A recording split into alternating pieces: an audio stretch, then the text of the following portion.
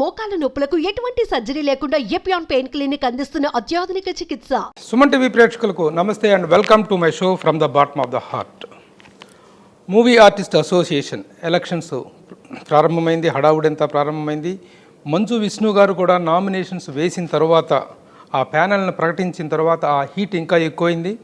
ఇప్పుడు ఎక్కడ చూసినా సరే సినిమా ఇండస్ట్రీలో ఎవరి నోట విన్నా సరే మూవీ ఆర్టిస్ట్ అసోసియేషన్ ఎన్నికల కోలాహలాన్ని గురించినటువంటి సమాచారం, దానికి సంబంధించినటువంటి విశేషాలు, కబుర్లే మాట్లాడుకుంటున్నారు. ఆ సంచలనాల గురించి మాట్లాడుకుంటున్నారు, ఆ వ్యాఖ్యల గురించి మాట్లాడుకుంటున్నారు.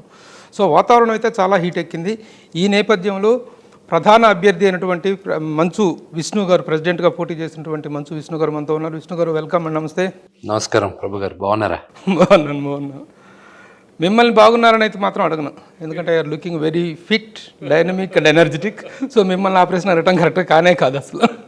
Very good, you're looking very dynamic. Moreover చాలా ఎనర్జెటిక్గా నిన్న మీ నామినేషన్ చేసినప్పుడు మీరు the way you applied yourself is really very dynamic. Congratulations. అలా కాకుండా మన ప్యానల్ ప్రకటించిన రోజు కూడా మీ దగ్గర నుంచి అంత అద్భుతమైనటువంటి డెలివరీని ఎక్స్పెక్ట్ చేయాలి. Really everybody shocked. చాలా బాగా మాట్లాడారు, చాలా చక్కగా you have put across your self very nicely అనేటువంటిది అభినందన అయితే వచ్చింది. అందుకు కంగ్రాచులేషన్స్ ముందుగా. సరే, Manchu Vishnu who is very much busy with his acting అయితే ఏమి, విత్ హిజ్ ఎడ్యుకేషన్ ఇన్స్టిట్యూషన్స్ అయితే ఏమి, now is in to this ఈ ఎలక్షన్స్ దీంట్లో దిగటం అనేది how it all happen? First నాకు జనవరిలో ఇప్పుడు పేర్లు తీయకూడదు, అది కరెక్ట్ కాదు. మీకు ఇంటర్నల్గా తెలుసు ఎవరని. జనవరిలో ఇండస్ట్రీలో ఉన్న కొంతమంది పెద్దలు నన్ను మా ప్రెసిడెంట్గా నిలబడు, ఈసారి యునానిమస్గా చేద్దాం, ఎలక్షన్స్ వద్దు అన్నారు. నేను కొంచెం నసికి అలాగే అంకుల్ మాట్లాడదాం అంకుల్, ఇంకా టైం ఉంది కదా అన్న. మార్చ్ 19 నాన్నగారు పుట్టినరోజున అందరూ విష్ చేస్తూ ఆ రోజు మళ్ళీ నన్ను అడిగారు, అంకుల్ చెప్తాను అంకుల్, ఏరా పెద్దలు చెప్తుంటే నీకు రెస్పెక్ట్ లేదా, ఎన్నిసార్లు అడిగించుకుంటాను. సరే అంకుల్ మీరు ఎలా అంటే అలా చేద్దాం అంకుల్. అంటే మీకు తెలిసిందే 2015-16లో దాసర్ అంకుల్ గురుగారు యూనో నిలబడమంటే నేను అప్పుడు వద్దనింది. మీరు తెలుసు, మేమందరం మా సమక్షంలో జరిగింది అది. I was very much there. అప్పుడు వద్దనుకున్నాం. సరే, అప్పుడు అనివార్య కారణాల వల్ల పిల్లలు పుట్టారు, షూటింగ్స్లో బిజీగా ఉన్నాను. అండ్ నాన్నగారికి ఏమో నేను చేయగలనా లేదా అన్న నా నమ్మకం అప్పుడు లేదు. అది విపరీతమైన రెస్పాన్సిబిలిటీ అది. ఇప్పుడు ఆయనకు నమ్మకం కలిగింది. నేను వీళ్ళందరూ చెప్పిన తర్వాత నాన్నగారికి చెప్పడం జరిగింది. నాన్నగారు ఏకీభవించారు. సరే నువ్వు చెయ్యి అన్నారు. నీకు కాన్ఫిడెంట్ అయితే నువ్వు చెయ్యి అన్నారు. అలాగే అన్నాను. దాని తర్వాత ఇంకా మిగతా వాళ్ళు కూడా చెప్పడం జరిగింది. సో ఆ విధంగా you have taken the decision. Yes. Reluctantly you have taken or willingly? నేను చేయగలనన్న నమ్మకం ఉంది. సరే, ఇండస్ట్రీ పెద్దలు అడుగుతున్నారు, నేను చేయగలనన్న నమ్మకంతోనే కదా అడుగుతున్నారు. అండ్ ఎస్, సర్వీస్ చేయాలి, బాధ్యత నిర్వహించాలి అన్న ఉద్దేశంతో నేను దిగాను. ఇప్పుడు ఆ పెద్దలు ఎవరైతే ఉన్నారో మిమ్మల్ని నామినేట్ చేయమని చెప్పి, మిమ్మల్ని నిలబడమని ఎలక్షన్స్లో ప్రెసిడెంట్గా చేయమని చెప్పేసి అటువంటి వాళ్ళు ఇప్పుడు మీతో ఉన్నారా? ఉన్నారు. ఆ వ్యక్తులే ఉన్నారు. కానీ వాళ్ళు బాధపడుతున్నారు ఇలా అయి ఉండకూడదని. ఎవరో చెప్పచ్చు? చెప్పకూడదు. You don't open. ఎలక్షన్స్ అయిన తర్వాత బహిరంగంగా చెప్తాను. ఓకే, ఎలక్షన్స్ అయిన తర్వాత. అయితే ఈ అనివార్యమైన పోటీ అనేటువంటిది వచ్చుద్దని మీరు ఊహించారా? లేదు. మీరు యునానిమస్గానే నిలబడుతున్నానని అనుకున్నారు. ఎస్. బట్ డిక్లేర్ అనేటువంటిది అవతల ప్రకాష్ రాజు వైపు నుంచి వచ్చింది కదా ముందు. తను అసలు మా ఎలక్షన్స్లో తను పోటీ, మీ దగ్గర నుంచి డిక్లేర్ రాకముందే, మీ దగ్గర నుంచి ప్రకటన రాకముందే. ఇది పబ్లిక్లో రాకూడదండి ప్రభు గారు. మీకు తెలియదు ఏం లేదు. నేను పుట్టక ముందు నుంచి మీరు ఇండస్ట్రీలో ఉన్నారు. మనం అందరం ఒక కుటుంబం, ఒక రిలేషన్షిప్ ఉంది. మీతో నేను చనువుగా మాట్లాడినంతగా పొలిటికల్ జర్నలిస్ట్తో నేను మాట్లాడలేను. మీకు మన ఇండస్ట్రీలో ఎలా జరుగుతుంది, ఏం జరుగుతుందో అంతా తెలుసు మీకు. ఇలాగా ఇండస్ట్రీ పెద్దలు ఒక డిసైడ్ అయిన తర్వాత అది మనం మాట్లాడుకొని అవ్వాలి. ఇది ఎవరి వల్ల ప్రకాష్ రాజు గారు ఈరోజు ఎవరు బినామీగా ఉంటున్నారో కూడా మీకు తెలుసు. అది మెల్లగా అందరికీ తెలుస్తుంది. ఇప్పుడు ఇండస్ట్రీ అంతా ఒకవైపు ఉన్నప్పుడు మీకు తెలుసు నాది ఇండస్ట్రీ అని ప్రతి ఒక్కరూ అనుకుంటారు. నాదే ఇండస్ట్రీ అనుకున్న వాళ్ళకి కళామ తల్లి గుణపాఠాలు నేర్పిస్తుంది. ఇప్పుడు కొంతమంది నాదే ఇండస్ట్రీ, నేను చెప్పిందే ఇండస్ట్రీ అనుకున్న వాళ్ళకి ఇది గుణపాఠంగా ఉంటుంది. ఇప్పుడు ప్రకాష్ రాజ్ అనుకుంటున్నాడా నాదే ఇండస్ట్రీ అని? ఎవరు అనుకుంటున్నారో మీకు తెలుసు. నా దగ్గర నుంచి పేర్లు మీరు ఎంత కష్టపడినా లాగలేరు. కానీ దర్ ఆర్ కొన్ని మార్పులు మాత్రం చాలా స్ట్రాంగ్గా తీసుకురావాలని అనుకుంటున్నాను. తర్వాత నెక్స్ట్ ఈ ఎలక్షన్స్లో మీ ప్రధాన ప్రచారాస్త్రం ఏంటండి? ముందు పెద్దల్ని గౌరవించాలండి. అపోజిషన్ ప్యానెల్లో కొంతమంది మా అసోసియేషన్ చారిటీ కాదు అన్నారు. మా అసోసియేషన్ ఎందుకు స్టార్ట్ చేశారు? వెల్ఫేర్ చేస్తే అది చారిటీ అవ్వదు. అది చారిటీ అవ్వదు. పెన్షన్స్ పైన ఎంతమంది నటులు బతుకుతున్నారో మీకు తెలియదు, చెప్పాల్సిన అవసరం మాకు లేదు. ఎందుకంటే మీ జర్నలిస్ట్ అసోసియేషన్ పెన్షన్ ఉందో లేదో నాకు తెలియదు. కానీ అది మీ ఇంటి సమస్య, అది మీ అసోసియేషన్ సమస్య. నా అసోసియేషన్లో నేను పెన్షన్లు ఇస్తున్నా. అది పెన్షన్లు స్టార్ట్ చేసింది కూడా నాన్నగారు, ఆయన మా ప్రెసిడెంట్గా ఉన్నప్పుడు. అది కరెక్ట్ కాదనుకున్నప్పుడు నెక్స్ట్ వచ్చిన ప్రెసిడెంట్స్ అందరూ ఆపేయాలిగా. నరేష్ గారు దాన్ని పెంచారు, ఇంకా కొంతమందిని చేర్చుకున్నారు. మళ్ళీ దాంట్లో కూడా కొన్ని లూప్ హోల్స్ ఉన్నాయి. ఆ లూప్ హోల్స్ కవర్ చేయడానికి నరేష్ గారు చాలా మంచి పని చేశారు. ఎలాగంటే ఫర్ ఎగ్జాంపుల్ ఒక ఎన్జిఓని టైఅప్ పెట్టుకొని ఇప్పుడు ఒక 10 మంది అప్లై చేశారంటే నిజంగానే ఈ 10 మందికి వర్తిస్తుందా, లేకపోతే దీంట్లో 7 మందా 8 మందా, ఆ ఎన్జిఓని నిష్పక్షపాతంగా వాళ్ళనే డిసైడ్ చేయమన్నారు. So it's open book, open challenge. ఇలాగా వెళ్ళాలి. ప్రతి ఒక్కరికి టైం కరెక్ట్గా ఉండదు. ఈరోజు 365 రోజులు నేను పని చేయొచ్చు, వచ్చే సంవత్సరం నేను 3 నెలలు కూడా పని చేయొచ్చు. ఓకే అండి. ఇప్పుడు చూడండి, నేను షూటింగ్ అంతా ఫినిష్ చేసింది లాస్ట్ ఇయర్. ఈ ఇయర్ ఆల్రెడీ మనం అక్టోబర్లోకి వచ్చేసాం. నా షూటింగ్ ఇంకా స్టార్ట్ అవ్వాల. ఇప్పుడు నాకు నా జీవనాధారం షూటింగే కదా. సో మా అందరికీ మేము చెప్పుకోలేని కష్టాలు, చెప్పుకోలేని సమస్యలు మాకుంటాయి. ఒకప్పుడు అందరూ పోటీ చేయమంటే because of so many reasons నిలబడమంటే నిలబడినట్టు, మీరు ఇప్పుడు వస్తున్నాను అని అంటున్నారు, ఇప్పుడు చేస్తున్నారు కదా. అప్పటికి ఇప్పుడుకున్న మార్పు ఏంటి? అసలు ఆ అధ్యక్ష పదవి అనేటువంటి చాలా పెద్దవాళ్ళు ప్రోత్సహించడం, మీ నాన్నగారితో సహా చాలా పెద్దవాళ్ళు, ఫౌండర్ ప్రెసిడెంట్గా చిరంజీవి గారు, తర్వాత మురళీమోహన్ గారు, నాగార్జున గారు, నాగబాబు గారు, కృష్ణ గారు, వీళ్ళందరూ పోషించినటువంటి పెద్ద ఆర్గనైజేషన్. ఇంత పెద్ద ఆర్గనైజేషన్ చేయడానికి మీకున్న అర్హత ఏంటని మీరు అనుకుంటున్నారు? అర్హత దగ్గరకు వచ్చినప్పుడు నేను పెద్దవాళ్ళని, అంటే వయసులో పెద్దవాళ్ళని, నా ఏజ్ వాళ్ళని, నా తరం వాళ్ళని, వచ్చే అప్కమింగ్ తరం వాళ్ళని అందరినీ కలుపుకొని అందరినీ నేను అసోసియేషన్లో ఒకటిగా ప్లాట్ఫామ్లో తీసుకురాగలనన్న భరోసా నాకుంది. 2, నాకు I'm educated a little bit. నేను అంత మేధావని చెప్పను, కానీ నా ఎడ్యుకేషన్ నాకు హెల్ప్ అయింది, నా ఎక్స్పోజర్ హెల్ప్ అయింది. నేను చేయగలనన్న నమ్మకం నాకుంది. వేరే రంగాల్లో నేను ప్రూవ్ చేసుకున్నాను అడ్మినిస్ట్రేటివ్ కేపబిలిటీస్. ఒక ప్రొడ్యూసర్గా ప్రూవ్ చేసుకున్నాను నా అడ్మినిస్ట్రేటివ్ కేపబిలిటీస్. ఒక నటుడుగా నేను ప్రూవ్ చేసుకున్నాను నా టాలెంట్ని. సో ఇది చేయగలనన్న అంత నమ్మకం నాకుంది. ఒక అన్ఫర్సీన్ రికార్డు కూడా మనం చెప్పుకోవచ్చు. ఎందుకంటే ద యంగెస్ట్ ప్రెసిడెంట్ ఎవరు contested or ever sit in the seat. ఎందుకంటే ముందు కూడా ఎవరైనా చేస్తే పెద్దవాళ్ళు చేస్తారు తప్ప ఈ రికార్డు మాత్రం మీ మీదనే ఉండిపోతుంది, యంగెస్ట్ ప్రెసిడెంట్ అనేటువంటిది. Okay, congratulations for that.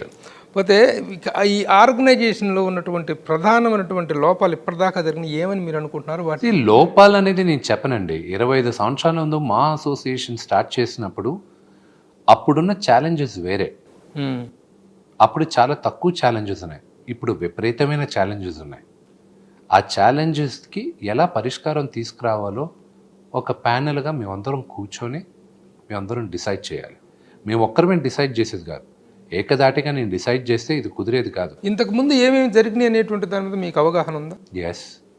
ముఖ్యంగా గత గురువు గారు దాసరి నారాయణరావు గారు చనిపోయిన తర్వాత జరిగిన పరిణామాలు చాలా మా యొక్క ప్రతిష్టను, దాంతో తద్వారా సినిమా ఇండస్ట్రీ ప్రతిష్ట చిన్న మసకబారటం అన్ని కొత్త ఇదేం పదాలు కాదు, కానీ యాక్చువల్గా ఏంటంటే ఒక కాన్ఫ్లిక్టెడ్ సిచ్యువేషన్, ఇండస్ట్రీ యొక్క నైతిక స్థైర్యం అనేటువంటిది పోయేటువంటిది. ఒక అమ్మాయి మూవీ ఆర్టిస్ట్ అసోసియేషన్ ముందు ఒక అర్ధనగ్న ప్రదర్శన చేసింది. ఆ పరిస్థితి వల్ల ఉత్పన్నమైనటువంటి అప్రదిష్ట కొంత ఉంది. ఆ తర్వాత ఒక చారిటీ షో చేసేసి, అమెరికాలో చారిటీ షోస్ వస్తే దాంట్లో డబ్బులు దుర్వినియోగం అయినాయి అనేటువంటిది 1, 2 వాటి విషయాలుగా జరిగినటువంటి వాదోపవాదాలు, వాటి జరిగినటువంటి చాలా పరిణామాలు మా యొక్క సినిమా ఇండస్ట్రీ యొక్క ప్రతిష్టను, ముఖ్యంగా ఇన్ పర్టికులర్గా మా యొక్క ప్రతిష్టను కొంచెం దెబ్బ కొట్టింది అనేటువంటి వాదంతో మీరు ఎంతవరకు ఏకీభవిస్తారు? కడుపు చించుకుంటే పేగలు కాలు మీదే పడతాయి. జరగకుండా కూడినటివి జరిగాయి. దాన్ని ఈరోజు నేను మీడియాలో నేను చర్చించను. అది ఎందుకు అలా జరిగింది, ఎలా జరిగింది అనేది మేము ఇంటర్నల్గా ఆ రోజే డిస్కస్ చేసాం. అది మాలో మేము డిస్కస్ చేసి మేమే చెప్పుకుంటాం. అది నేను మీడియాలో చెప్పను. కానీ ఒకటి మాత్రం నిజం, ఎన్నడూ మీడియాకి రాని మా ఫ్యామిలీ ఈరోజు చాలా ఎక్కువ ఎక్స్పోజ్ అయిపోయాం. మా బతుకే మీడియాలో, మీడియానే మా బతుకుల్ని గ్లోరిఫై చేస్తుంది. మేము కానీ ఒక చిన్న తప్పు చేసినా మమ్మల్ని బద్నాం చేసేది కూడా మీడియానే. మీడియా ద్వారా అదొక మీడియం. మీరు ముందుకి ఉన్నది చూపిస్తారు. మిమ్మల్ని మీరు ఎలా మమ్మల్ని వాడుకుంటారో మేము కూడా మిమ్మల్ని వాడుకుంటాం. కానీ ఇంటి విషయాల్లో వాడుకోకూడదు. అది ప్రధానంగా అందరూ గుర్తుపెట్టుకోవాలి. ఏంటి మీడియా ఏం వాడింది మీ ఇంటి విషయాలని? మా ఇంటి విషయాలు మేము వాడుకుంటున్నాం, మీడియా మీరు వాడుకుంటున్నారు, మేము వాడుకుంటున్నాం. మేము కూడా ఒక ఇదిలోనే వాడుతున్నాం. అంటే మీరు లేదు, మీరు ఏం పెద్దగా దాటలేసి మీకేం కావాలి, మీకు జనాలకి ఏది ఇంట్రెస్టింగో అది తీసుకురావాలని మీ ప్రెజెంటేషన్ వాల్యూ. మేము మీకు అనవసరమైన ఫుటేజ్ మేము ఇస్తున్నాం అని నా భావన. సినిమా అవును, మా ఇంట్లో గొడవ ఏమైందంటే ఒక రియాలిటీ షోలా తయారైంది, బిగ్ బాస్ లాగా. సో అది చేయకూడదు, అది ఇంట్లో చేయకూడదు. ఓపెన్ బిగ్ బాస్ షో లాగా ఉంది అనేది. అది అలా ఉండకూడదు. అది 100% ఉండకూడదు. అండ్ అది అనవసరంగా మేమే తెచ్చుకుంటున్నాం. మామూలుగా ఎన్నికల వాతావరణం తర్వాత చిన్న హడావుడి ఉంటుంది కదా, మరి ఇలా ఉండకూడదు. అది ఇంట్లో జరిగే పని అండి, ఇది ఇలా ఉండకూడదు. అంటే ఇంట్లో జరిగే పనే. గత 28 సంవత్సరాలు అయింది మా అనేటువంటిది పుట్టి. ఈ 3 సంవత్సరాల్లో మాత్రమే ఇలా జరుగుతుంది. 25 సంవత్సరాల పాటు వైభవంగా ఉంది. మా ఏ కార్యక్రమం చేపట్టినా కూడా దాని వెనుక చక్కటి గ్యాదరింగు, చక్కటి అట్రాక్షన్, పబ్లిక్లో ఒక ఇంట్రెస్ట్ ఉండేది. కానీ ఇప్పుడు మీరు ఏం కొట్టుకుంటారు, మీరు ఏం చేస్తారనే ఇంట్రెస్ట్ అప్పట్లో ఉంటే ఎలా కొట్టుకుంటారనే ఇంట్రెస్ట్ ఇప్పుడు తయారైంది. ఈ పరిస్థితి అనేటువంటిది ముఖ్యంగా దాసరి నారాయణరావు గారి మరణం తర్వాత ఏర్పడింది అనేటువంటి దాంతో మీరు ఎంతవరకు 100% ఒప్పుకుంటున్నాను. ఆయన సిద్ధాంతం ఏంటంటే ఆయన ఇండస్ట్రీ కోసం బతికాడు, ఆయన పేరు కోసం బతకలేదు. ఆయన ఇండస్ట్రీలో మనిషి, ఇండస్ట్రీ బాగుండాలని ఎప్పుడు ఆలోచించాడు. వ్యక్తిగతంగా నేనే మొనార్క్ని, నేను చెప్పిందే ఇండస్ట్రీలో జరగాలి అని ఎవ్వరూ ఒప్పుకోరు. కార్మికులు పక్కన ఉండేవారు. ఆయన రైట్ ఎక్కడుందో అక్కడ ఉండేవాడు. మరి దాసరి నారాయణరావు గారు కూడా ఆల్మోస్ట్ ఆల్ మోనార్క్ లాగా, ఇప్పుడు ఆయన ఉంటే నువ్వు ప్రెసిడెంట్వి, నువ్వు సెక్రటరీవి, వెళ్ళిపోండి అని చెప్పి పంపిస్తే అయిపోయింది కదా. అవును, అది మొనార్క్ అంటే ఇంటికి పెద్ద. ఆయన చెప్తే ఒక రీజన్ ఉంటుంది, ఆయన చెప్తే ఒక న్యాయం ఉంటుంది. దూరం ఆలోచించే ఆయన చెప్పాడు అని అందరూ అనుకుంటారు. మిగతా వాళ్ళు కాదు. మిగతా వాళ్ళు నేను చెప్పింది జరగాలి ఇండస్ట్రీలో అనేది ఈ రోజు ఆయన అనుకోలేదు. ఇక్కడ కొంతమంది అనుకుంటున్నారు అది జరగదు, ఇది కళామ తల్లి. ఓకే. ఇప్పుడు ఎవరైనా అధ్యక్ష స్థానంలో కూర్చుంటే they must be very easily approachable. ప్రతి ఒక్కడు దాంట్లో ఉన్నటువంటి 9 మంది సభ్యుల్లో ప్రతి ఒక్కడికి కూడా ఒక రైట్ ఉంటుంది. విష్ణు గారి దగ్గరకు వచ్చి ఈ సమస్య నేను చెప్పుకోవాలి, విష్ణు గారితో ఈ విషయాన్ని చర్చించాలని. How much you are available to the people, to your members. ఆ అవైలబిలిటీ అనేటువంటిది, అప్రోచబిలిటీ అనేటువంటిది చాలా ఇంపార్టెంట్. ప్రభు గారు, ఈ జనరేషన్లో ఎంతమంది ఆర్టిస్టులు మీరు ఫోన్ చేసిన వెంటనే 3 రింగ్ లోపల తీసేది, కాల్ మిస్ కాల్ అయితే మళ్ళీ మీకు తిరిగి చేసేది ఎంతమంది ఉన్నారు? ఎంతమంది మా జనరేషన్లో మాట్లాడింది? అంటే ఆర్టిస్టులా? మా జనరేషన్లో నటులు, నా లెవెల్ నటులు కానీ ఎవరైనా చాలామంది మాట్లాడతారు. మీ వయసుకి రెస్పెక్ట్ ఇచ్చి అలా ఎంతమందికి యాక్సెసిబుల్ ఉన్నారు? అందరికీ యాక్సెసిబుల్ కాదు. ఎవరికైనా ఇండస్ట్రీలో సమస్య వస్తే ఎవరింటికి వస్తారు? ఫస్ట్ గురువుగారింటికి వస్తారు. దాని తర్వాత చెప్పండి, మీకు తెలియదా? తెలుసు, మోహన్ బాబు గారి ఇంటి దగ్గరికి వస్తారు. వచ్చినప్పుడు ఆయన పని ఎవరికి అప్పచెప్పేది? మాకే అప్పచెప్పేది. ఇప్పుడు మేమే చూస్తాం. కొంతమంది ఈ జనరేషన్ వాళ్ళు మా నాన్నగారిని ఎలాగ దీనికి ముందు వాళ్ళు వాడుకున్నారో మమ్మల్ని అడుగుతున్నారు 100%. అండ్ వాళ్ళ పేర్లు ఈ రోజుకి చెప్పను. నేను అన్నగా భావిస్తాను నటుడు సునీల్ని. అతను ఒక మాట చెప్పాడు నేను ఇండస్ట్రీకి కొత్తగా వచ్చినప్పుడు, తను ఇండస్ట్రీకి కొత్తగా వచ్చినప్పుడు ఆయన వచ్చినప్పుడు ఆయనకి ఏదో ఒక సమస్య జరిగింది, ఎవరో ఒక రాజకీయ నాయకుడి దగ్గర ఏదో ఒక చిన్న సమస్య జరిగితే మేము అప్పుడు పరిచయం లేదు ఆయనకి. ఆయన నాకు ఇలా అయింది, ఏం చేయాలి అది ఇది అంటే ఆయనకు అప్పుడు ఎవరో చెప్పారంట, నువ్వు వెళ్ళి మోహన్ బాబు గారిని కలు, ఆయన పరిష్కరిస్తాడు ఇది. నాకు పరిచయం లేదు కదండి అన్న, నువ్వు ఇండస్ట్రీ వాడివే కదా, నటుడివే కదా, ఆయన దగ్గరికి వెళ్ళు, ఎవరైనా ఇంటికి వెళ్ళి మాట్లాడచ్చు అనేది ఉంది. ఇప్పుడు ఎన్నిసార్లు ఎలక్షన్స్ జరిగినా, ఎన్నిసార్లు జరిగినా ఓటింగ్ పర్సంటేజ్ అనేటువంటిది పెరగట్లేదు. ముఖ్యంగా మీలాంటి యంగ్ స్టార్స్ చాలామంది ముందుకు వచ్చి ఓటు వేయటం లేదు. అవసరం తెలియలేదు కాబట్టి, ఇంతకుముందు ఇంత అవసరం అనిపించలేదు కాబట్టి, అంత మూమెంట్ రాలేదు కాబట్టి. ఏది ఎలక్షన్స్ కూడా ఓన్లీ లాస్ట్ 2 terms 3 terms కానీ కదా జరుగుతుంది.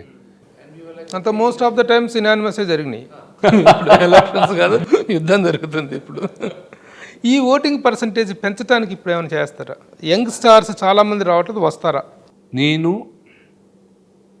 900 మంది అనుకుందాం, 914 మంది, 900 మంది ఉడికే సంఖ్య బాగుంది కాబట్టి మాట్లాడదాం.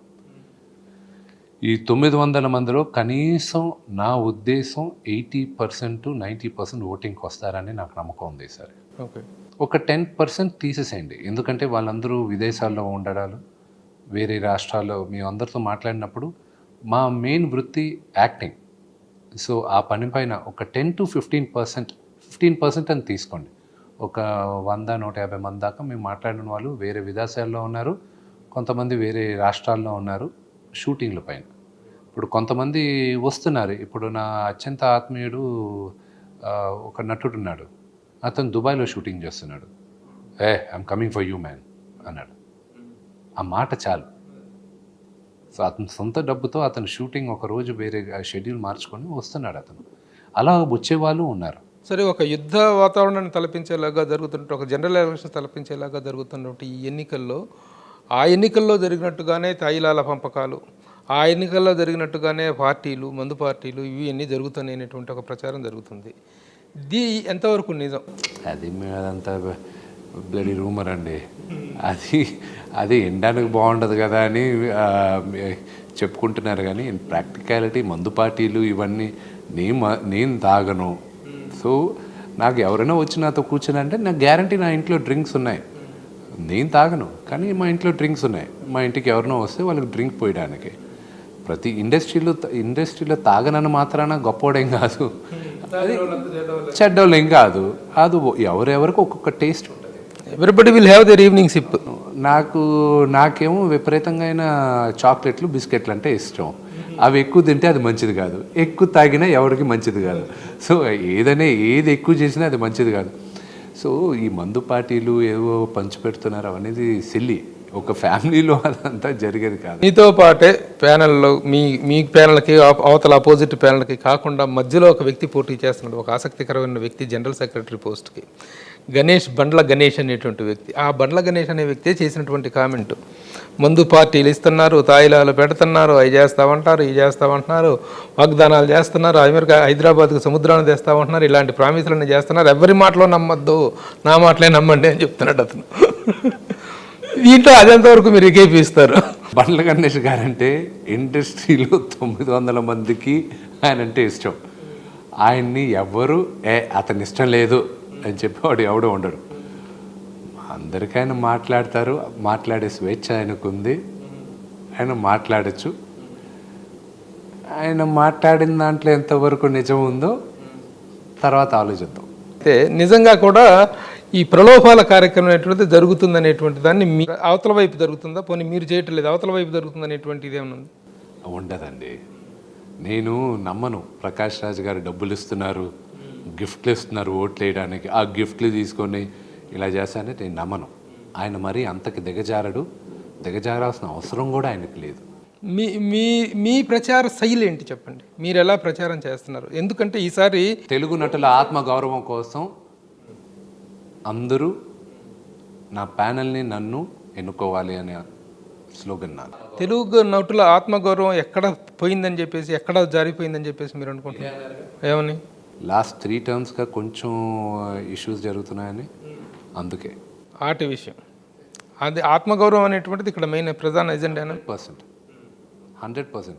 ఏమంటే మీరు ఫ్రాంక్గా అడగండి. కెమెరా ముందు బహుశా చెప్పకపోవచ్చు, ఇండస్ట్రీలో ఉన్న ప్రతి డైరెక్టర్ని అడగండి, ప్రతి యాక్టర్ని అడగండి, అందరికీ ఇలా ఎలక్షన్స్ జరగడం ఇష్టం లేదు. ప్రతి ప్రొడ్యూసర్కి ఇష్టం లేదు. చాలామందికి లేదు, ఈవెన్ మాకు కూడా లేదు. నేను కూడాను ప్రెస్ మీట్లో ప్రకాష్ రాజ్ గారితో మాట్లాడిన తర్వాత మీ దగ్గర మాట్లాడినా why can't it be unanimous అనేటువంటి అడుగుతుంది. ఎందుకంటే ఒక ఫ్యామిలీ లాంటిది కదా అని. కానీ it has gone, it's gone too forward you know. So అలా అనేది తెలుగు నటుల ఆత్మగౌరవమే అండి. ఇది తెలుగు నటుల ఆత్మగౌరవం కోసమే. నేను ఇప్పుడే చెప్పాను, నేను గెలిచిన తర్వాత పెద్ద మనసు చేసుకొని కొంతమంది పెద్దలు, ఎవరు ఒక్కరో ఇద్దరో ప్రకాష్ రాజ్ గారిని నిలబెట్టిన పెద్దలు, నేను గెలుస్తాను ప్రభు గారు, నేను గెలుస్తాను, ఆ నమ్మకం నాకు ఉంది. నేను గెలిచిన తర్వాత వాళ్ళు పెద్ద మనసు చేసుకొని అందరూ కలవాలి ఇండస్ట్రీలో, వాళ్ళు పెద్ద మనసు చేసుకోవాలి. అది that's the only aim. Prakash Raj గారిని నిలబెట్టిన పెద్దలు అంటున్నారు. ఎవరు అనుకుంటున్నారు ఆ నిలబెట్టిన పెద్దలు? ప్రకాష్ రాజ్ నిలబడ్డారా, నిలబెట్టబడ్డాడా అని మీరు అనుకుంటున్నారు? నిలబడారా, నిలబెట్టారా, ఆ క్వశ్చన్స్ కన్నిటికీ ఆన్సర్ మీకు బాగా తెలుసు. మాకు తెలిస్తే ఏంటి ప్రయోజనం? మీ ద్వారా వస్తే కదా ఒక నిజం. My opinion is not valid sir. Me opinion కాదు, ఇండస్ట్రీలో మీకు జరిగేటివి మీకు తెలియకుండా జరుగుతాయి. ఇండస్ట్రీలో నాకు తెలియనట్టు కూడా మీకు బాగా తెలుసు. అంటే అందరు జర్నలిస్టులకు తెలుసు అని నేను చెప్పను, కానీ మీకు తెలియకుండా ఇండస్ట్రీలో ఏది జరగదు. మిమ్మల్ని సూటిగా ఒక ప్రశ్న అడుగుతున్నాను. ఇప్పుడు ఉన్నటువంటి ఈ వాతావరణంలో ప్రత్యక్షంగా నిలబడుతుంది మంచు విష్ణు అండ్ ప్రకాష్ రాజ్ అయితే, ప్రచ్ఛన్నంగా నిలబడుతుంది మోహన్ బాబు గారు అండ్ చిరంజీవి గారు అనేటువంటి ఒక అభిప్రాయం, ఒక ఇది కూడా ఉంది. ఇది ఎంతవరకు నిజం? దీని పట్ల మీ విశ్లేషణ ఏంటి? No comment. ఓకే. కానీ నా మేనిఫెస్టో వచ్చిన తర్వాత, నా మేనిఫెస్టో రిలీజ్ చేస్తాను నేను, ప్రాబ్లీ నెక్స్ట్ వీక్ రిలీజ్ చేస్తాను. రిలీజ్ అయిన తర్వాత చిరంజీవి అంకుల్, పవన్ కళ్యాణ్ గారు, అందరూ నేను నా మేనిఫెస్టో కరెక్ట్, వాళ్ళందరూ కోరేదేంటి, మా అసోసియేషన్ బాగుండాలనేగా. ఆ భరోసాని నేను ఇస్తాను నా మేనిఫెస్టో ద్వారా, అండ్ వాళ్ళు నాకే ఓటేస్తారు వచ్చి. పవన్ కళ్యాణ్ గారి ప్రస్తావన వచ్చింది, చిరంజీవి గారి ప్రస్తావన వచ్చింది కాబట్టి మొన్న రిపబ్లిక్ అనే cinema audio function pre release ఈవెంట్లో పవన్ కళ్యాణ్ గారు మాట్లాడుతూ నాన్నగారి ప్రస్తావన తీసుకొచ్చారు. అది రాజకీయంగా ప్రకంపనలు సృష్టిస్తుంది. సినీ రాజకీయ రంగాల్లో పవన్ కళ్యాణ్ గారు అక్కడ చేసినటువంటి వ్యాఖ్యలు అనేటువంటిది. ఆ వ్యాఖ్యల్లో నాన్నగారి ప్రస్తావన, మోహన్ బాబు గారి ప్రస్తావన కూడా తీసుకొచ్చారు. ఆయన మిమ్మల్ని బ్యాడ్గా ఏమి మాట్లాడారా అనేటువంటిది అది మీరు డిసైడ్ చేసుకుంటారు, అని నేను మాట్లాడలేదు. అది అయితే ఆయన చేసిన కామెంట్స్ మీద మీ కామెంట్స్ ఏంటి? నేనేం కామెంట్ చేయను. ఆయన అది ఆ కామెంట్స్కి కరెక్ట్గా రిప్లై ఇవ్వాల్సింది నాన్నగారు. అది బట్ అది ఎక్కడి నుంచో ఎక్కడికి వెళ్ళి ఇది చాలా అగ్లీగా టర్న్ అయింది. అది ఐఎమ్ రియలీ, అది ఇండస్ట్రీలో ప్రతి ఒక్కరు మీకు తెలుసు, ఇది చాలా అగ్లీగా తయారైంది. అది ఉండకూడదు. అసలు నాన్నగారి పేరు ఎందుకు వచ్చిందో నాకు అర్థం కావట్లేదు. ఈ రోజుకి అందరూ తలగొక్కుంటున్నారు, అసలు మోహన్ బాబు గారి పేరు ఎందుకు తీయాల్సి వచ్చిందని. సరే, ఆయన డాడీని బహిరంగంగా కొన్ని క్వశ్చన్స్ అడిగారు, బహిరంగంగానే నాన్నగారు సమాధానం చెప్తారు వాటికి. మీకు తెలియదేం కాదుగా, నాన్నగారు ఎవరినో క్వశ్చన్ వేస్తే గ్యారంటీ ఆన్సర్ చేస్తారు. ఆయనకి సందర్భం కరెక్ట్ ఎప్పుడు అనిపిస్తుందో అప్పుడు జవాబు చెప్తాడు. అంటే ఇప్పుడు ఆయన పవన్ కళ్యాణ్ ప్రస్తావించిన విషయంలో ఒక వాస్తవాన్ని మనం గమనించినట్లయితే, ప్రపంచంలో చాలా విషయాలు ముఖ్యంగా ఇండియాలో చాలా విషయాలు ప్రభుత్వపరమైనటువంటి వాటిని ప్రైవేటీకరిస్తున్నారు. కానీ పూర్తి ప్రైవేట్ అయినటువంటి సినిమా రంగంలో ఉన్నటువంటి టికెట్ల వ్యవహారాన్ని కూడా ప్రభుత్వం మేము టేకప్ చేస్తామని చెప్పటం ఎంతవరకు సమంజసం అనేటువంటి దాన్నే విమర్శమైన ప్రధాన అస్త్రం. దాన్ని మీ మోహన్ బాబు, మా డాడీ నాన్నగారి మీదకి చేస్తూ, మోహన్ బాబు గారు ఇలాంటి విషయాల్లో మీరు కనుక సైలెంట్గా ఉన్నట్లయితే రేపు మీ స్కూల్స్ కూడాను లాగేసుకునే, మీది ప్రైవేట్ స్కూల్, దానిలో ఫీజులు కూడా మేము వసూలు చేసి మీకు ఫీజులు రిటర్న్ ఇచ్చేస్తాము, తర్వాత ఇస్తామనేటువంటి పరిస్థితి వస్తుంది కదా, మీ బోటోళ్ళు స్పందించాలి ఇలాంటి సమస్యలు వచ్చినప్పుడు అనేటువంటిది ఆయన లేవనెత్తినటువంటి విషయం. ఆ విషయం మీద స్పందించడానికి ఏముంది, దానికి మీరు స్పందించడానికి ఏముంది దాంట్లో? ఆ క్వశ్చన్స్ అనేటివి నాన్నగారు చెప్తారు, కానీ అక్కడ గవర్నమెంట్ ఏం చేస్తుందో పూర్తి అవగాహన ఎవరికైనా ఉంటే ఆ క్వశ్చన్ వేయరు. జియో నంబర్ 1717A అది ముందు చదవాలి. రెండోది వచ్చి ఇంజనీరింగ్ కాలేజ్ ఫీజు గురించి ముందు అవగాహన తెచ్చుకోండి. దీనికి ముందు ఎంత ఉన్నింది, ఇప్పుడు ఎంత ఉందని. Private school act AP government తీసుకొచ్చింది, దాని గురించి కూడా అవగాహన తెచ్చుకోండి. అప్పుడు మీకే అర్థం అవుద్ది ఆ క్వశ్చన్ మీరు వేయచ్చా లేదా అని. నేను పవన్ కళ్యాణ్ గారిని అడగట్లే, మీకు చెప్తున్నా. అవన్నీ యాక్ట్స్ ఒకసారి తెచ్చుకోండి, అప్పుడు మీకే అర్థం అవుద్ది. ఇప్పుడు ప్రైవేట్ టికెట్స్ గురించి అంటారా, అదొక 15 minutes పడుతుంది నేను ఎక్స్ప్లెయిన్ చేయాలంటే. కానీ అది వస్తే బాగుపడేది ఎవరంటే, ఎవరికి హెల్ప్ అవుతుంది, బాగుపడేది కానీ ఎవరికి హెల్ప్ అవుతుందంటే ప్రజలకి హెల్ప్ అవుతుంది. ప్రైవేట్ ప్లేయర్స్ డబ్బులు సంపాదించుకునేది ఒక డిస్ట్రిబ్యూటర్కి వెళ్ళట్లేదు, ప్రొడ్యూసర్కి రావట్లేదు. ప్రైవేట్ టికెట్ వాళ్ళు చేసేది అది మేజర్గా వాళ్ళకి వెళ్తుంది. వాళ్ళ వాల్యుయేషన్స్ చూడండి, look at their valuations, huge valuations. ఆ వాల్యుయేషన్స్ ఎవరి వల్ల వస్తున్నాయి? ఆడియన్స్ వల్ల వస్తున్నాయి. డబ్బులు ఎవరు ఇస్తున్నారు? ఆ ఆడియన్స్ ఇస్తున్నారు. అది సినిమా తీసేవాడికి వెళ్ళట్లేదు, నటించిన వాడికి వెళ్ళట్లేదు, సినిమా కొన్నవాడికి వెళ్ళట్లేదు, మిగతా వాళ్ళకి వెళ్తుంది. సో ఇది అంతే కదా, it's a huge different subject. దాని గురించి మాట్లాడాలంటే నాకు అవగాహన ఉంది, నాకన్నా బెటర్ అవగాహన తెలుగు ఫిలిం ఛాంబర్ ఆఫ్ కామర్స్కి వాళ్ళకుంది. నిన్న కూడా మీరు ప్రస్తావించారు ఆ వ్యాఖ్యలతో మాకు ఎలాంటి సంబంధం లేదు, chamber has taken the. Yes, నేను ఇండస్ట్రీ తరపునండి, ఇండస్ట్రీ తరపున మేము అద్దాల మేడలో ఉంటాం, నటులందరూ అద్దాల మేడలో ఉంటాం. మేము ఏది మాట్లాడినా, ఇప్పుడు ఫర్ ఎగ్జాంపుల్ ఎవరో ఒకరు మాట్లాడడానికి ఒక సబ్జెక్ట్ గురించి ఒక నటుడు, ఒక రెస్పెక్టబుల్ నటుడు మాట్లాడితే దానికి రిపకర్షన్స్ ఉంటాయి, విజిబిలిటీ ఉంటుంది. ఒకరు వినే బదులు 100 మంది వింటారు దాన్ని. ఆ పవర్ నటులుగా మాకుంది, కొంతమంది పాపులర్ డైరెక్టర్స్కేనే ఉంది. అలా ఉన్నప్పుడు అది నా ఒక్కడికే కాదు, నేను కానీ పొరపాటున ఏమైనా మాట్లాడితే నా ఒక్కడిని ఎఫెక్ట్ చేయదు, మొత్తం నా ఫ్యామిలీ మొత్తాన్ని ఎఫెక్ట్ చేస్తుంది. సో ఇప్పుడు జరిగింది అదే. సో అందుకే Telugu film chamber of commerce, producers guild అందరూ అది ఆయన అభిప్రాయంగా మేమందరూ ఏకీభవించాం, మాకు బాగానే జరుగుతుందన్న ఉద్దేశంలో మళ్ళీ స్టేట్మెంట్లు ఇచ్చేశారు కదా. సో నేను ఈ తెలుగు ఫిలిం ఇండస్ట్రీ తరపున నేనున్నా. సో మీరు అడగాల్సింది ఏంటంటే ప్రకాష్ రాజ్ గారిని, జీవిత గారిని, వాళ్ళు తెలుగు ఫిలిం ఇండస్ట్రీ తరపున ఉన్నారా లేదా ఆయన తరపున ఉన్నారా? మీరు జగన్ ప్రభుత్వం రాకముందు చంద్రబాబు నాయుడు గారు ఎలక్షన్స్కు ముందు మోహన్ బాబు గారు చాలా తీవ్ర స్థాయిలో చంద్రబాబు గారిని విమర్శించారు. ఫీజు రీఎంబర్స్మెంట్స్ విషయంలో చాలా ఇది చేస్తున్నారని చెప్పి, ఇవ్వట్లేదని చెప్పేసి ధర్నాలు అవన్నీ జరిగినాయి. ఇప్పుడు జగన్ గారి ప్రభుత్వం వచ్చిన తర్వాత మీకు తెలియదు ఏంటంటే తెర వెనకానే ఎంత జరిగిందో మీకు తెలీదు. మేము బయట తిరగలేకపోయాం, మా వాళ్ళందరూ రౌడీ షీటర్స్లో ఎత్తి లోపలేశారు. దాని వెనకాల ఒక 6 నెలలు మేము అనుభవించిన టార్చర్ మీకు తెలీదు.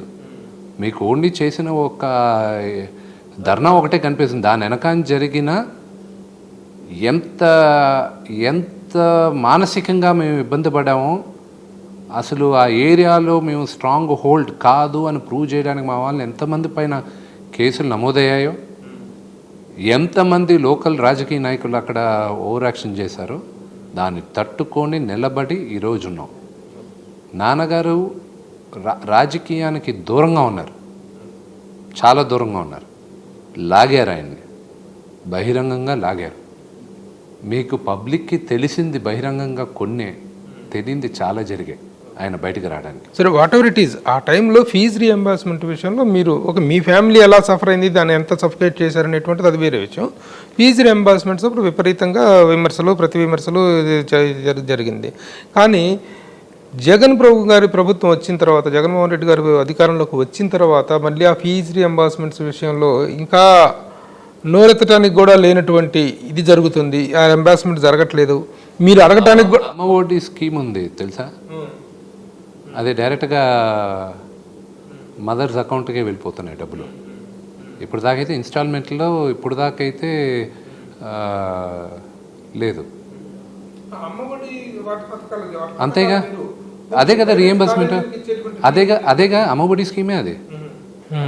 So you are happy with what's happening with the Jagan government as far as the school education? See, there is a lot of debate. ఇప్పుడు ఆ ఎడ్యుకేషన్ పాలసీ గురించి ఏంటంటే నాకు స్వేచ్ఛ ఉంది, నేను డిస్కస్ చేసే స్వేచ్ఛ ఉంది. ఇది కరెక్ట్ ప్లాట్ఫామ్ కాదు, దట్స్ ఎ లాంగ్ డిబేట్. అది ఎడ్యుకేషన్ గురించి, ఎంటర్టైన్మెంట్ గురించి మీరు ఏదైనా డిబేట్ చేయండి, నేను 100% డిబేట్ చేశాను. ఓకే, దట్ అది మీతో కంపీట్ చేసి మాట్లాడాలి, డిబేట్ చేయాలంటే మేము చాలా నేర్చుకున్నాం. ఎందుకంటే దానికి సంబంధించిన లోతుపాతులు తెచ్చినట్టు ఎడ్యుకేషన్ ఇస్తుంది. The way you are running the institutions. నాకు కొంత వచ్చండి, మిగతా వాళ్ళు రోజు నేర్చుకుంటాను. నేను కూడా everyday is a new lesson. So నేను నేర్చుకుంటూనే ఉన్నా. ఎడ్యుకేషన్, మీరు ఎడ్యుకేషన్ ఇన్స్టిట్యూషన్ రన్ చేస్తున్న విధానం అవి చెప్తుంటే నిజంగా మేము చూసాం.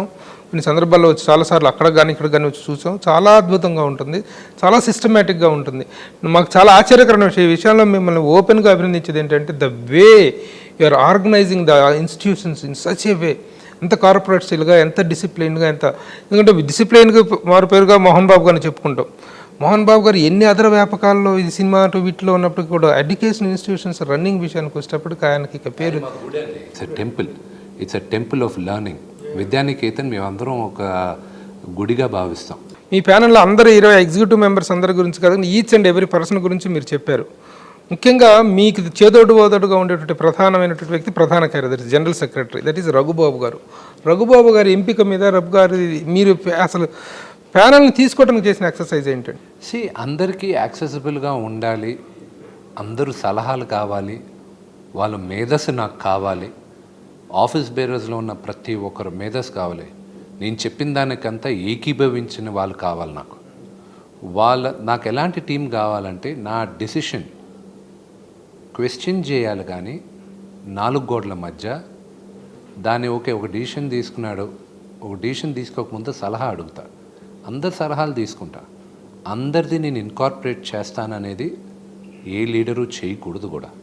అందరి సలహాలు తీసుకోవాలి, దాంట్లో మంచివి తీసుకోవాలి, కన్విక్షన్తో అతని డెసిషన్ అతన్ని తీసుకుని వెళ్ళాలి. That is what the teams captain is. Okay, అందరూ అనుకున్నారు, అందరూ ఏకదాటిగా నేను అనుకున్న నా విజన్కి అందరూ అలైన్ అయ్యి ఉన్నారు. సో వాళ్ళందరూ దాన్ని ఎలా అమలుపరచాలి అనే ఉద్దేశంతో వెళ్తారు. ఐఎమ్ ఎ స్పోర్ట్స్ పర్సన్ ప్రభు గారు. నేను ఇండియాకు కూడా రిప్రజెంట్ చేశాను బాస్కెట్బాల్లో. నా క్యాప్టెన్ గేమ్ ముందు ఎలా డిసైడ్ చేస్తారో మా కోచ్, క్యాప్టెన్ అందరం ఆ గేమ్ ఆడతాం. కానీ మధ్యలో ఇంప్రూవైజ్ చేయాల్సి వస్తుంది, ఎందుకంటే ఆ సిచ్యువేషన్ తగ్గట్టు. ఇంప్రూవైజేషన్ చేసేటప్పుడు క్యాప్టెన్ చెప్పింది గుడ్డిగా నమ్ముతాం. Winning or losing is secondary. కానీ క్యాప్టెన్ చెప్పిన డెసిషన్ కానీ నేను కానీ వ్యతిరేకించాను అనుకోండి, గేమ్ మధ్యన అక్కడే ఓడిపోయాం మేము. సో అలాంటి టీమ్ ప్లేయర్స్ని ఎన్నుకోలేను నేను, సమర్థుల్ని ఎన్నుకున్నాను. ఒక ఫ్యామిలీగా, ఒక టీమ్గా ప్లేయర్స్ని ఎన్నుకున్నాను నేను. ఇప్పుడు ప్రధాన ఎజెండా ఏది చెప్పినా ముందు ఫస్ట్ బిల్డింగ్ అనేటువంటిదే. మీరు ఎన్ని సంక్షేమ కార్యక్రమాల గురించి మీరు చెప్తున్నారు, కానీ వాళ్ళేమో కాంప్లెక్స్ అనేటువంటి దాన్ని ప్రధాన అంశంగా తీసుకుంటున్నారు. దాంట్లో క్వశ్చన్ ఏముంది, నేను కట్టించేస్తానని చెప్పాను కదా. బిల్డింగ్ అది 3 ఏరియాలు చూసుకున్నాం మేము. చిత్ర పరిశ్రమకు అందుబాటులో అంటే ఫిలిం నగర్ కదా. ఇప్పుడు చిత్ర పరిశ్రమ ఎక్కడుంది అనుకుంటున్నారు మీరు? ఒకప్పుడు ఫిలిం నగర్, ఒకప్పుడు బంజారా హిల్స్, ఇప్పుడు మణికొండ, ఇప్పుడు కొంచెం దూరం వెళ్తే కోకాపేట. మూవీ టవర్స్ కోకాపేటలో ఉంది కదా. ఇప్పుడు కొంచెం దాటితే కొల్లూరు అంటున్నారు. ఫిలిం ఇండస్ట్రీ ఇప్పుడు గురించి ఆలోచించకూడదు. మీరు ఏది ఈరోజు స్టార్ట్ చేసినా 20 years డౌన్ ద లైన్ గురించి ఆలోచించండి. ఎనీథింగ్ ఇప్పుడు నా తరం కోసం ఇప్పుడు సొల్యూషన్ ఏంటి అని ఆలోచించకూడదు. ఇప్పుడు ఓకే ఇది, కానీ what is the long term solution, దాని గురించి ఆలోచించాలి. సో అది ఆలోచిద్దాం. మీరు సొంత డబ్బులతో కడతానని చెప్పేసి అన్నారు. ఎందుకు సొంత డబ్బులతో కట్టాల్సిన అవసరం ఏంటి? మీరు అన్నారుగా, ప్రతి ఒక్కరు బిల్డింగ్. అసలు బిల్డింగ్ మెయిన్ సమస్య కాదు. There are lot more things. అది నేను చెప్పిన అజెండాలో ఉన్నాయి, ఇంకా మోస్ట్ ఇంపార్టెంట్ థింగ్స్ ఉన్నాయి. బిల్డింగ్ అనేది ప్రతి ఒక్కరు అడుగుతున్నారు. నేను ఎప్పుడో చెప్పాను 25% ఇస్తానని. 6 సంవత్సరాలు అయిన తర్వాత కూడా ఇంకా దాని గురించి మాట్లాడుతున్నారు. సరే, కావాలి కదా బిల్డింగు, చేద్దాం. ఇండస్ట్రీలో అందరూ అనుకుంటే ఎంతసేపు పని, అది మీకు కావాలి కదా, చేసేద్దాం. మూవీ ఆర్టిస్ట్ అసోసియేషన్ బిల్డింగ్ అనేటువంటిది విష్ణు హయాంలో ఒక పూర్తి ఫుల్ ప్లెడ్జ్డ్ ఇదిగా చేతిలోకి వస్తుందనేటువంటిది మనం ఆశించవచ్చా? నా హయాంలో గ్యారంటీ స్టార్ట్ చేస్తాను. అది ప్రాక్టికల్ రీజన్స్ వల్ల 2 సంవత్సరాలు అవ్వదు, అది మీకు తెలుసు. ఒక బిల్డింగ్ కట్టాలంటే అది అంత ఈజీగా రాదు. పర్మిషన్స్, ప్లాన్లు అంతా చేయడానికే 6 నెలల నుంచి 8 నెలలు పడుతుంది. సార్ 1 year తీసుకుందాం, the way we all work. 1 year అయిన తర్వాత 1 yearలో బిల్డింగ్ కంప్లీట్ అవ్వదు, కానీ స్టార్ట్ అవుతుంది. నేను స్టార్ట్ చేస్తాను, అది నెక్స్ట్ టర్మ్లో ఎవరున్నా సరే నేను అది కంప్లీట్ చేస్తాను. Getting ready with all efforts. October 10th. Honest ఎఫర్ట్స్తో అక్టోబర్ 11th ప్రెసిడెంట్ సీట్లో విష్ణు గారిని చూడాలని ఆశిస్తూ అభిలషిస్తూ thank you very much for sparing time. Thank you. నమస్తే.